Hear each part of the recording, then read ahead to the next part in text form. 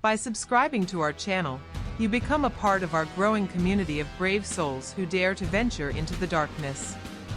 Subscribing not only ensures you never miss a spine-tingling tale, but it also empowers us to conjure even more chilling content for your enjoyment.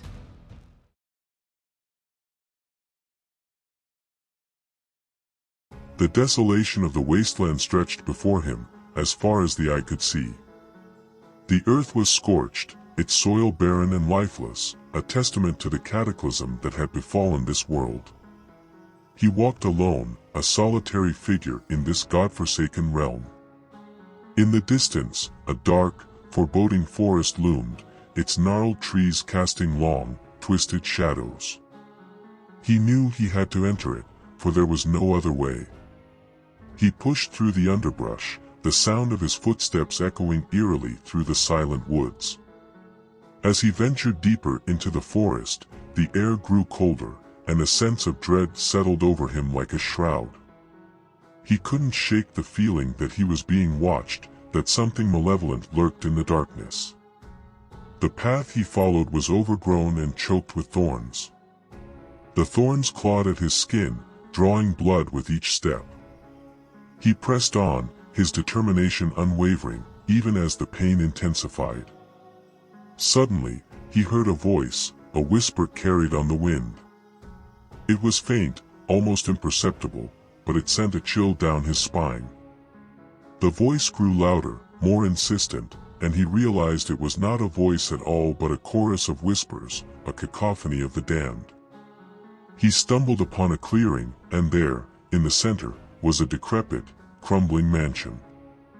It was a mansion of nightmares, its walls covered in ivy and its windows shattered. He knew he had to enter, for there was no other way.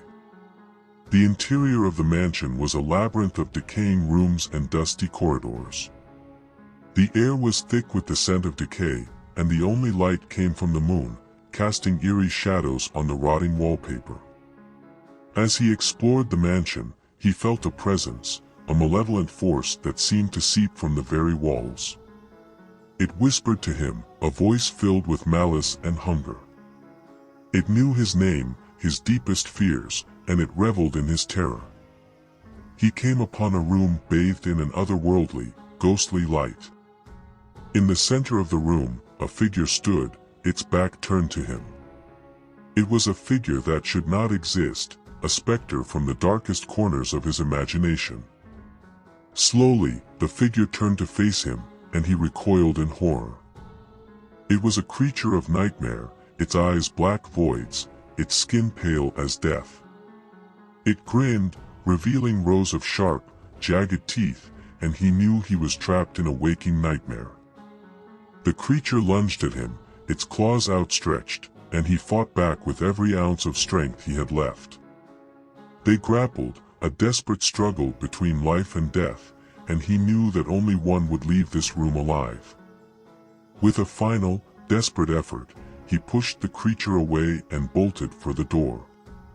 He ran through the decaying corridors of the mansion, the whispers of the malevolent force growing louder and more deranged. He burst from the mansion, back into the dark forest, and kept running, not daring to look back. The forest seemed to stretch on forever, a never-ending nightmare from which there was no escape. As he ran, he realized that he was not alone. Shadows moved at the corners of his vision, and he heard the whispers of unseen specters. They taunted him, tormented him, and he knew that he was lost. Suddenly, he stumbled upon a clearing, and there, in the center, was a massive, ancient oak tree. Its branches reached for the sky like skeletal fingers, and at its base lay a yawning pit, a portal to a realm beyond comprehension. He had no choice but to enter, for there was no other way. As he descended into the pit, the world around him dissolved into madness, and he knew that he had entered a nightmare from which there was no awakening. The pit was deep, and the descent was long. He fell into darkness, his body tumbling through the void. He felt like he was falling for an eternity, until finally, he came to a crashing halt on a cold, hard surface. He lay there for a moment, catching his breath. Then, slowly, he sat up and looked around. He was in a cave, a vast, cavernous space with walls that were lost in shadow. He stood up and began to walk, his footsteps echoing eerily in the silence. He didn't know where he was going, but he knew that he had to keep moving. After what felt like hours, he came to a fork in the cave. He stopped and hesitated, unsure of which path to take. Then, he heard a voice. To the left, the voice said. He turned his head, but he saw no one. But it was impossible to tell where it had come from. He hesitated for a moment, but then his curiosity got the better of him. He turned to the left and started walking down the tunnel. The tunnel was narrow and dark, and the air was cold and damp. He could feel the presence of something malevolent all around him, but he forced himself to keep going.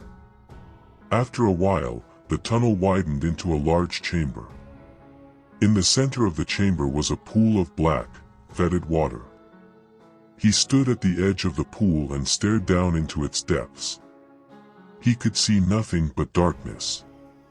Come closer, the voice said. He took a step closer to the pool. Come closer still, the voice said. He took another step. Step into the pool, the voice said. He hesitated. He knew that he shouldn't, but he couldn't resist the voice's command. He stepped into the pool. The water was cold and slimy, and it clung to his skin like mud. He took a deep breath and submerged himself. As he sank beneath the surface, he felt himself being pulled deeper and deeper. He tried to swim back to the surface, but it was no use. The force was too strong. He sank deeper and deeper, until he reached the bottom of the pool. He lay there, sprawled out on the muddy floor, unable to move. The voice spoke again. You are mine now, the voice said. And then there was darkness. When he awoke, he was lying on his back, staring up at the sky. He was back in the wasteland, but something was different. The sky was a sickly green color, and the air was thick with the smell of sulfur. He could hear the distant screams of the damned. He sat up and looked around. He was surrounded by a horde of demons, their twisted faces twisted into cruel grins.